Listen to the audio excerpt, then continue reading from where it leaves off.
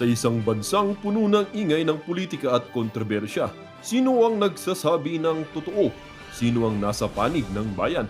Welcome to Bayang Pinas, ang news channel na hindi takot maglatag ng katotohanan.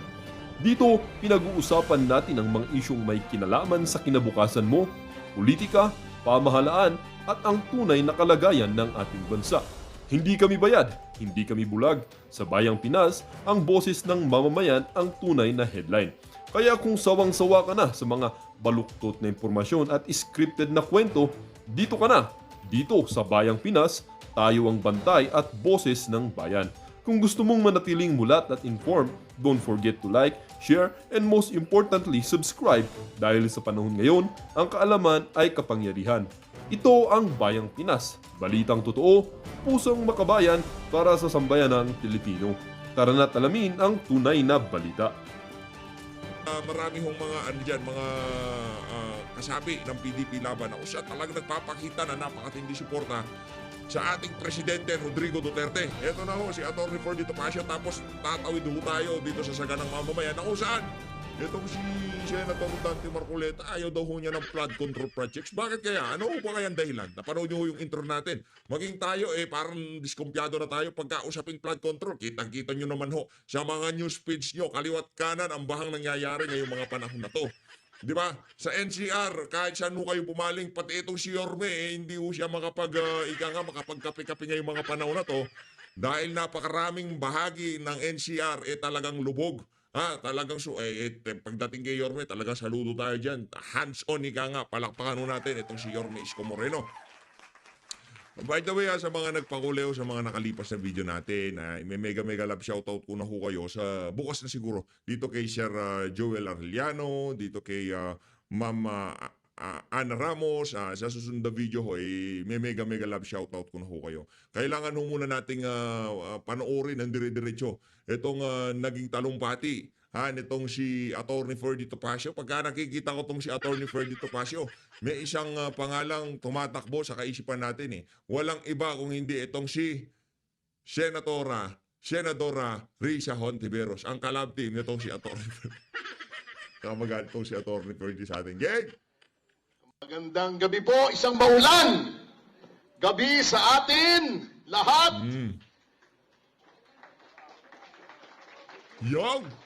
Palakpakan! Sa kabila ng bagyo hindi lamang sa ating panahon kundi bagyo na dumapo sa ating bayan mula nang nahalal sa pagiging Pangulo si Ferdinand Marcos Jr. Alam niyo po, hindi na ako magpapakahaba, marami pang magsasalita. Meron akong isang kaibigan, hindi siya kapanalig natin sa pananampalataya sa politika. Sabi niya, bakit ba panalangin kayong bumalik si Pangulong Duterte? Parang personality cult yung ginagawa ninyo. Sabi ko, hindi po kami nanalangin lamang para kay Pangulong Duterte. Nananalangin po kami sa bayan sapagkat ang ginagawa po kay Pangulong Duterte ang ginagawa sa pinakamaliit na mamamayan dito sa Pilipinas. Galing talaga. Nilalabag ang mga karapatang pantao, binabastos, niyuyurakan, tinatawanan, inaalipusta na parang yung mga namumuno lamang ang may karapatan at may talino para mamuno dito sa atin. Kung napanood niyo po yung pelikulang Moises Padilla ni Leopoldo Salcedo, may eksena po roon na siya po ay nakabitin sa kisame, puro latay, duguan, pasa ang kanyang katawan. May lumapit na bata sa kanya. Pinainom siya ng tubig. Sabi niya, "Anak, tingnan mo ako. Ito ang iyong bayang naghihirap Si Pangulong Duterte po ay hindi natin pinapanalangin dahil siya si Pangulong Duterte lamang, kundi sapagkat siya ang kumakatawan sa lahat ng pang-aapi sa ating bayan. Ang bayan po ang ating pinanalangin tuwing pinanalangin natin si Pangulong Duterte, sapagkat siya lamang po ang nakipaglaban para sa ating lahat. Sinakripisyo niya, He sacrificed His life, His liberty, and His sacred honor. Sabi nga niya, I do not mind marching into hell so I can make the Philippines heaven for the Filipinos. At yan po ang nangyari. Kaya maraming salamat po na narito po tayo. At thank you sa ating Totoo ho yung sinabi na yan itong si Atty. Ferdy Topacio. Tumagos ho sa atin yun. Pag nananalangin tayo, pagka pinapanalangin nating umuwi itong si dating Pangulong Rodrigo Duterte, pagka pinapanalangin natin siya makalaya sa lalong madaling panahon, parang pinapalaya ho natin, parang pinapanalangin natin ang ating inang bayan. Dahil ang mama na kinulong nila dyan sa Dahig, Netherlands, yan ho ang nagpatikim sa sambayan ng Pilipino doon sa kakarampot na ginhawa na naranasan natin sa kanyang 6 na taon na pamumuno sa ating bansa. Yung pag-upo, ginagaya ko na itong si Atty. Ferdy, yung pag-upo ni dating Pangulong Rodrigo Duterte, nasabi ng mga ordinaryong Pilipino na may pag-asa pa pala. Diba? Yun ang ating naramdaman . Akala natin hopeless na tayo . Mga dilawan, pinklawan, nakawan, sa pamahalaan, kaliwat ka ng kabalbalan, di ba? DAP, PIDAP, kung ano-ano na lang hong kababuyan ang nangyayari noong panahon bago dumating si dating Pangulong Rodrigo Duterte. Pagdating ho niya, nung naging presidente ho siya, naranasan ng mga ordinaryong Pilipino na safe na makapaglakad sa kalsada. Kahit pa paano, pagka yung ating liping Pilipino, pagka lumabas ka sa ibang bansa, mapagmamalaki mo dahil walang bansa na humahawak sa liig ng ating mga leader. Ika nga, meron tayong tunay at makabuluhang independent foreign policy noong mga panahon na yun. Pero ngayon ho, hindi yun ang nangyari dito. Hindi ho ganun ang nangyayari dito sa administrasyon ni Marcos Jr. Ang nangyayari, bumalik ho tayo noong panahon ng mga pinklawan, mga dilawan, panahon ni Noynoy Aquino. Kaso, 10 ulit ang kababuyan na ginagawa ng administrasyon na to. Yung kay Noynoy Aquino, wala pa naman ho siyang pinadalang Pilipino sa ibang bansa para litisin doon. Hindi ho yun ginawa. Yung kababuyan na yun, hindi ho yun ginawa ni Noynoy Aquino. Kaya ang ginawa na yan ni Marcos Jr., bababa ho siya sa kasaysayan bilang presidente na nagbenta ng kanyang sariling kalahi sa kamay ng mga banyaga. Yun ho. Siya ho isang traidor sa bansang Pilipinas. Yun ho ang pagkakita natin dyan sa mama na yan kay Marcos Jr. Isa ho siyang traidor sa liping Pilipino. Ngayon, siguro hindi pa gaanong nararamdaman yan dahil siya pa presidente. Dahil hawak pa niya ang kapangyarihan sa Malacanang. Pero pagkatapos ho ng termino na to, walang Boeing Remulla, walang Anyo, walang Gibo Chudoro, walang kung sino pa man.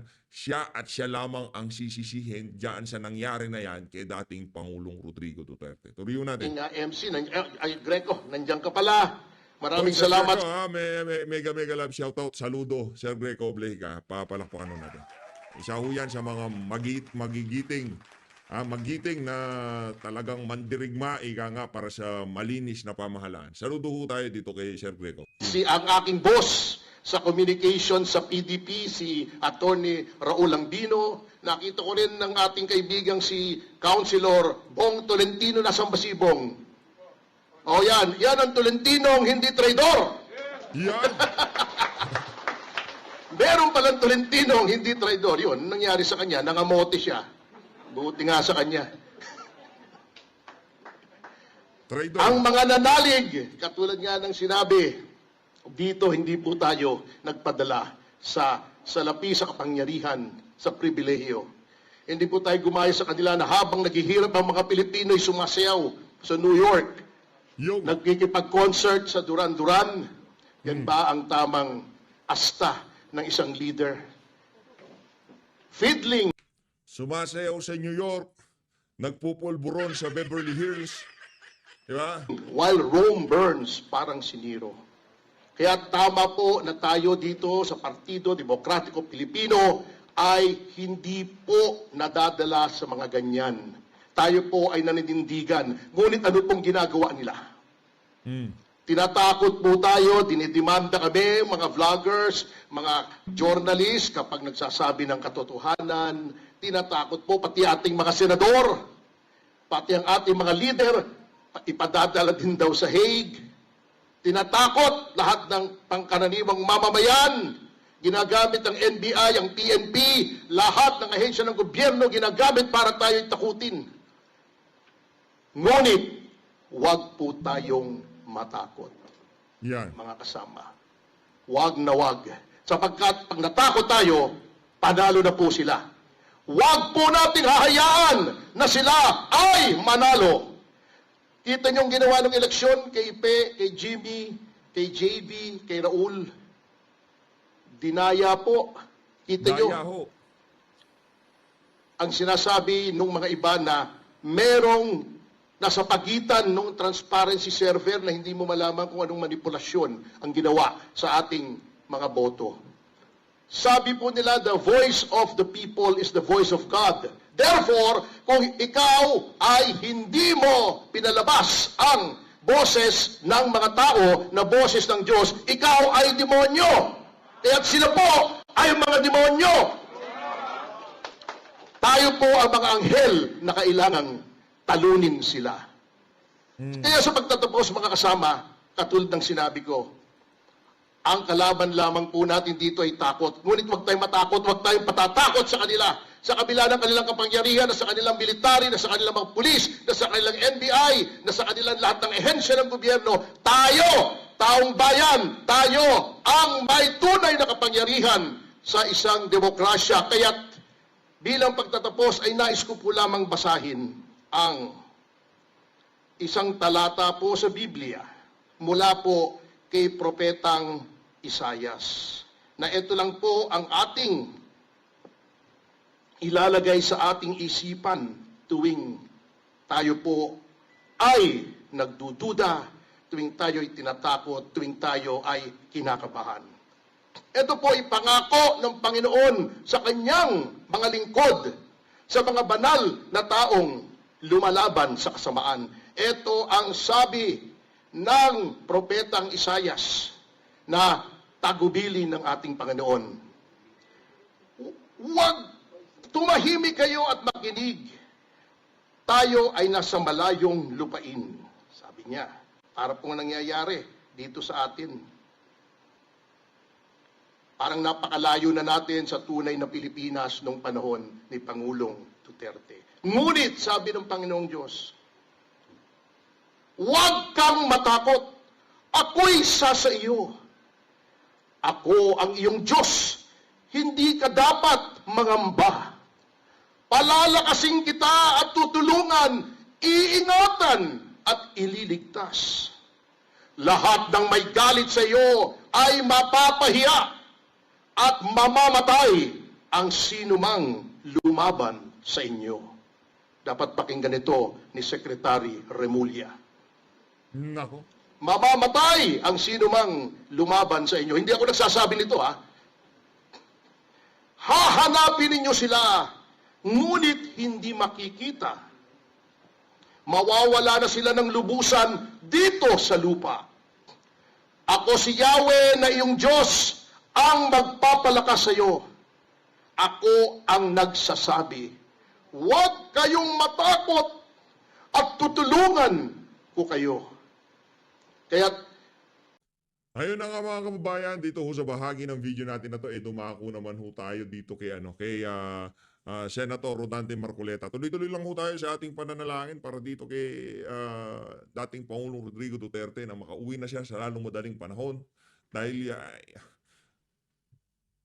presidente pa lang ho yan si dating Pangulong Rodrigo Duterte, alam na ho natin ang pangarap niyan.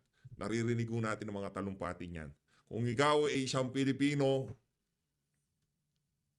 napakalaking kawalan o ika nga napakalaking sampal sa iyong pagiging Pilipino kung ikaw managutan ng hininga sa isang banyagang bansa. Kung ngayong oras na to, isa lang ang gustong mangyari ni dating Pangulo Rodrigo Duterte. Kung managutan siya ng hininga, doon sa kanyang bahay, diyan sa Davao City. Yun ho ang kanyang tanging dalangin ngayong mga panahon na to. Kakalungkot. Ito, si Senator Dante Marcoleta, continuation ho ito. Yung chairman ng secretary ng Department of Energy. Opo, Rapi Lutilla. Dalawang araw ako nagtatanong. Opo, Dalawang araw. Dalawang araw. dalawang magkasunod na hearing. Oh, tinetext na nga ako ni speaker eh. Opo. Huwag mo na pinahirapan. hindi ko pinahirapan, tinetesting natin. Opo. Ngayon, dahil sa gawain na yan, so pag nahirang naman sila, kamukha ako, Department of Public Works eh. Opo. Sir, Manibunuan naman yan. Opo. Sir, meron po kayong nakatalagang kayo po kung saan nyo po gustong ilagay. Oho. Ayoko ng flood control. Ayoko yan, sabi ko, dahil walang nakokontrol dyan eh.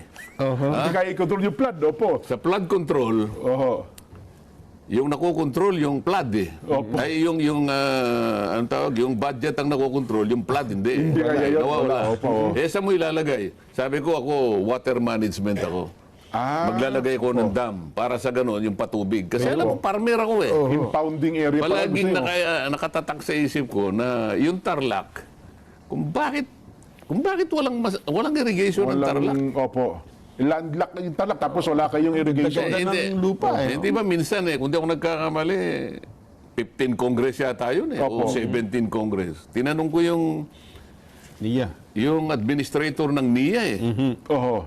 Ano na yung ibig sabihin ng NIA, Jen? National Irrigation Administration. Administration. National Irrigation Administration. Pinalitan ko yun eh. Ganun ba nung time na yon? Oo, pinalitan ko yung Ano na po naging ibig sabihin ng- National Irritation Administration. Na-irritate. Okay. Na-irrita. Sabi ko, administrator... Nanggel pa ata nun eh. Ha? Si Nanggel. Hindi. ba? Parang retired general eh. Opo. Administrator, yung po bang Tarlac ay bahagi pa ng Republika ng Pilipinas? Abay, siyempre naman. Napaganon siya eh. Opo. Opo, sabi niya, no? Uy, kung bahagi pa ka ako ng Republika ng Pilipinas ang Tarlac, bakit ang mga irrigation hanggang Pampanga lang at hindi tumutuloy? Dito sa Tarlac. Tarlac, oo. Yari. Hindi, inabara na doon. Ano? Oho. Ibig ko sabihin, kaya ako lang kinukwento ito. Kaya ako nailagay sa dahil sa kagustuhan ko na nakakintal pa sa akin yung hardship and difficulties ng mga farmers sa Tarlac. Opo. So ang ko, hindi ko naman mailagay sa Tarlac dahil wala nga akong pagkukunan ng tubig. Dahil wala pa yung balog-balog Yung balog-balog dam, Yung opo. balog-balog dam na yan, Nako. naging isang mahiwagang palaisipan. Pangulong Noynoy pa yan. 24 na taon na yata ang nakararaan. Hanggang ngayon, Sen, hindi pa natapos mo yan, ha? Wala. O ito, Hanggang ngayon, no? so ngayon, dahil Pinakamalaking daw. sa kagustuhan kong makatulong, na-identify ko yung Claveria. Magandang pagkunan. Sa Surigao ho yan, Sen. Claver, Surigao, o Claveria. Cagayan. Claveria, Cagayan. Ano kasing Claver, Cagayan. Tatlong dam. Malaking Opo. halaga. So, sabi ko, dam. Opo. O ngayon, napatunayan ko. Napatunayan ko. Kasi sabi ko, bago ko ilagay yan, anong productivity nung wala pa yan? At Opo. pag mailagay yan, anong productivity? Ngayon, malinaw na. May talaga inaral Kaya niyo para. kapag nakita mo yung nagsasalita yung mga farmers, isa ako sa kanilang salamat po, sabi nila Pinasalamatan. gano'n. Isipin mo, 350 hectares ang napatubigan. Maganda po. 3,500 na farmers ang na-benefit. Oo. O nilagay mo sa flood control. Wala. Kaya, Nasaan ang 5,000 flood control projects Nako. na pinondohan mo ng about 450 billion pesos? wala, inanod po ng baha. Kaya Na-flood nga po. kaya nga patatawag natin sa Blue Ribbon yung mga yan. Ganun po. Nako. So ngayon, Yari. Yan ang nga ba sinasabi natin? Yung expectation natin, linampasan ni Senator Rodante Marcoleta yung mga dahilan kung bakit natin siya binoto. Wala pa man ha. Yan ang ating senador. Hindi kagaya ng ibang mga ano dyan, mga puro parinig. Oy, ay makinig ka ha. Tingnan mo yung Senator Rodante Marcoleta. Panahon na naman ng baha. Magyayabang na naman nito si Bangag. O, 5,500 flood control. Papatawag sa Blue Ribbon. Yan Parang rin. tinatakot ko na eh. Hindi, akala ko sa Senate, ano tayo, Foreign Relations, iba pa yung Blue Ribbon. Di ba naman yung Blue Ribbon? Ikaw naman. Hindi naman foreign relation yun. Flood control eh. Kaya nga po eh. Maliban na lang yung mga flood, pinalipad mo sa aeroplano at pinapunta ng Siberia o kaya ano. Eh, yan ang sinasabi natin. no. Ngayon, bakit? Bakit ganun na lang? Para mausisa ko nga. Ayun, tama naman. Hanggang sa oh. bigyan nila ako, sabi ko, gusto ko, water management. Ngayon, pag sinamahan mo ng contract farming, yung nakita kanina, Opo. aba, makakatulong ka. Kailangan kasing productivity, yun ang itaas mo. Mataas. Hindi dumadami ang lugar na pagtatamnan. Totoo. Umuunti pa nga yan because of the pressure of population. Pabahay. Totoo. Kalsada. Yeah. Kalsada lang. Papaunti. So ang gagawin mo, itaas mo yung productivity. Kaya pala, Sen, tuwang-tuwa si Kuya Yuan sa Ligumba. Sabi niya, Jen, ng Yunlad Corporation. Ako, sabi niya, Jen, napakalaking Yung tulong. konsepto na yan, kasama Opo. ko dyan. Ngayon, Oo. nag-meeting na kami. Ngayon, kukwento ko na sa inyo. Opo. Miniting ko yung NIA. Sabi ko, ikaw NIA, Oo. ito ang gawain mo. Di ba? Yan. Ay, tama. Si Gulian. Regulator ka eh. Si Gulian naman yan. Pero oh. wag ka nang magmamarketing. Ganun ba? Magiging inconsistent. Hindi ka pwedeng regulator, nagmamarket ka pa. Ayun. So, bibigyan kita ng kapartner. Yung konsepto kasama ko dito. Oho. Alam mo dito ka kung ganyan. Dito, pwede tayo makapagbenta ng 20 pesos na presyo ng bigas. Pero hindi sa paraan ng pamahalaan ngayon. Totoo po. Nang hindi masasaktan. Ibang ng kaparaanan. farmer. Kasi kapag hindi natin ginawa ito, sa paraan gusto natin, masasaktan ng farmer. Tingnan mo nangyari, ibinaba sa 20 pesos, nasaktan ang farmer. Yung mismong farmer ang Pinuntahan sila ng trader, kanya 20 pesos na lang ang bigas. Bigay mo na sa akin yan. Kung hindi, 7-9 po wala ang nang bilihan bibili. ngayon, Oo. Sen. Ako, grabe. Ayan sinasabi. Samantalang ang sinasabi ng Pangulo, 17 to 18 pesos daw po per kilo. Tingnan nga natin kung nandiyan yung video. Andiyan naman, Direk, okay na ba yung video? Ngayon, bago yung video na yan, may papanood ho muna akong video sa inyo mga kababayan. Ito, siguro, sana silbi itong paalala sa mga kasama natin taga-suporta ni Tatay Digong na kailangan lang natin magdire-diretso. Huwag ko tayo panghinaan ng loob, huwag ko tayo magpasira ng loob sa mga kaganapan na to. Hindi o magaganda yung mga napabalitaan natin. Sabi naman, nung huli naman pagsalita ni BP na medyo malakas naman itong Tatay Digong, okay lang naman siya. Patuloy ko tayong manalangin sa kalakasan ni dating Pangulong Rodrigo Duterte. Ito, galing sa Billionaire News Channel. Ito ang mga taga-suporta ni Tatay Digong na hindi mga bayaran. Hindi kagaya ng mga talyanis natin sa Imada dyan. Ito, panoorin mo natin mga kababayan. Bakit kayo napunta sa Dahig? Pumunta po kami dito para suportahan po si Tatay Digong, para po malaman niya na mahal po namin siya at saka galing po kami ng Denmark. Anong Saludo, palakpakan muna natin to sila, madam. Effort yan eh. So itong mga ganitong mga maliliit na detalye, yung effort na binibigay nila. Ano pa naman na pasalamatan at suportahan natin ang mga nangyayaring pagkilos na yan dyan sa Dahig, Netherlands. Palakpakan natin kung masaya ho kayo sa nakikita nyo yung pagsuporta ng ating mga kababayan dito kay dating Pangulong Rodrigo Duterte. Isang like at subscribe. Palakpakan natin itong sila, madam. At dito sa politiko wala kwenta yung politiko na yan. Dito sa Billionaire News Channel, isa sa mga pinapanood nating istasyon ngayon, maliban sa SMNI at yan sa Net25, yan hong Billionaire News Channel. Kasi nandiyan si Ma'am Pinky Web, okay? may hilingin niyo sa kanya at sa gobyerno natin para sa kanya? Sana po papawiin na po si Tatay Digong kasi po nagkakasakit na siya at saka matanda na po kasi siya. Mensahe niyo kay Tatay Digong.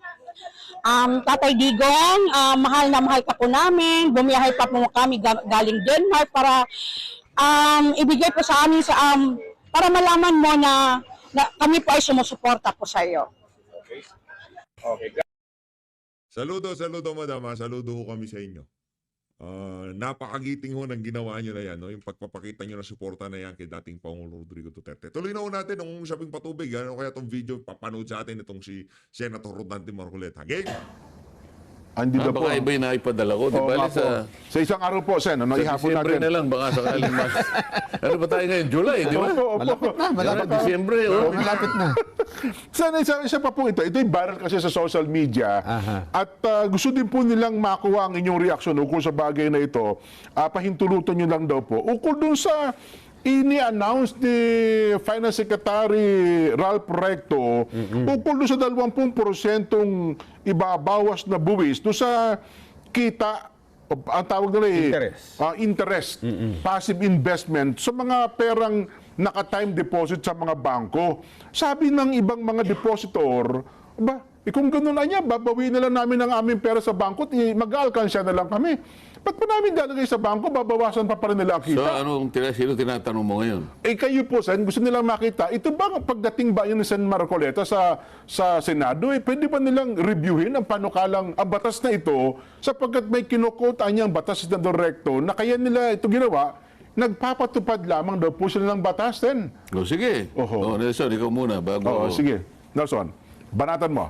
Wala tayong magagawa dyan. Batas yan. Wala ka Kailangan yan, i-repeal natin. Hindi nga, nagpapanukala pa lang, wala ka pang i-repeal, nagpapanukala. May batas na po, sir. May batas daw po. Pinapatupad na po nila. Ang ano? Yung July 1. Anong batas? Yung 20%, kasi dati, ang buwis sa time deposit, Tinatanong mo, parang may batas ka mo na naman. Sabi daw po ni Senator Ralph Recto, meron ng batas na inaprobahan noon, ipinatutupad lang daw po nila ngayon. Yung may kinalaman doon sa 20% Ang pagkakaalam ko, hindi batas yun eh.